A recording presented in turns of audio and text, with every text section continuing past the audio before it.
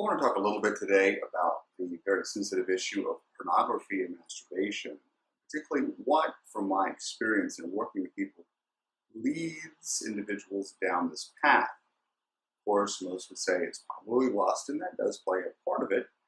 A lot of the times it is stress as a way to find relief from stress.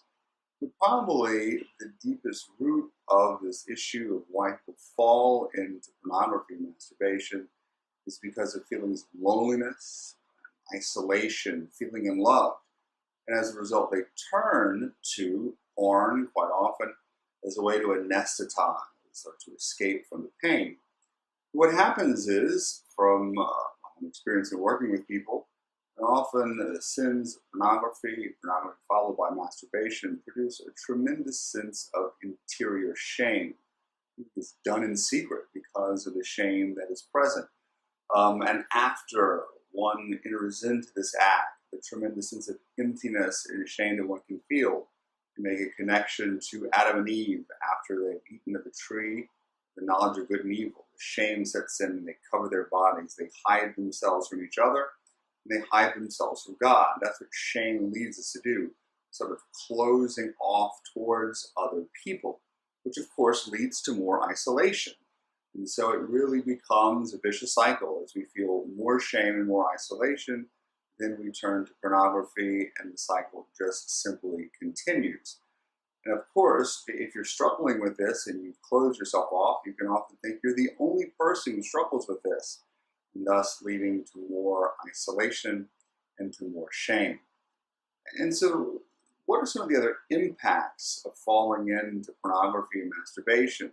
Besides the sense of shame, of course, it can lead to lust in the mind and in the heart of seeing other people as objects for your own sexual pleasure. It can also lead, of course, to a possible addiction. But the real damage is what shame does to the heart. As I mentioned, that hiding, that covering up. Whenever we allow shame to take root in our hearts, it means that we find it very difficult to love, or more importantly, allow others to love us. We close ourselves off from that, seeing ourselves as dirty, as rotten, as unloved, or unlovable. And so how do we then overcome that?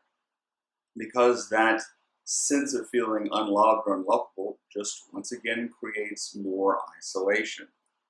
And how do we overcome it? Well, we of course can deal with the near occasion by putting filtered browsers on the computer, removing the internet from our phone if necessary, or having an accountability partner. But we really have to get to the root of the problem.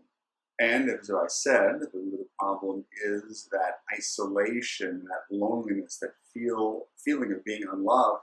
We've got to be able to be drawn out of that isolation, where we can feel like we're loved, that we're lovable, that we belong to other people, that we belong and have a greater sense of community, to create genuine connection with other people. And so as an individual, if you feel isolated and the temptation to turn to pornography, you've got to be able to reach out, in particular someone that you know, who you love, or that loves you. Tell them maybe what you're experiencing, the sense of isolation, and allow yourself to receive and really cherish the love that that person can give to you, to be able to be open to receiving love. You think of it, whenever we are feeling loved, we feel we belong to a group or other people, those temptations to pornography or to lust simply do not exist as strong, or if they exist at all, because we're not feeling alone, or we're not feeling lonely. It's only really when we fall into that the temptations really tend to arise.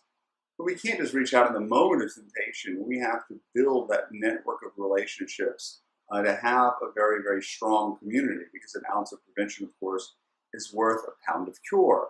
And so that we are constantly aware of our belonging, of our being loved and accepted by others, that cast away the isolation and they can cast away the shame. The real issue, and I want to close with this, is not so much personal, but it is cultural. Today's world, with its busyness and its technology and social media, tend not to bring people together. The tend to lead to more isolation. And so it's very common to turn to drugs or a drug like pornography to anesthetize, to kill the pain, to disperse the sense of isolation. The great poet and social critic Wendell Berry had this to say. He said, people who use drugs, legal and illegal, because their lives are intolerably painful or dull, hate their work and find no rest in their leisure. They are estranged from their families and from their neighbors. It should tell us something that in healthy societies, drug use is celebrative, convivial, and occasional, whereas among us, it is lonely, shameful, and addictive. We need drugs, apparently, because we have lost each other. And so while we need to make changes on the individual level, most importantly, if we're going to overcome this issue of pornography, of shame and isolation, we need to have a deeper cultural transformation.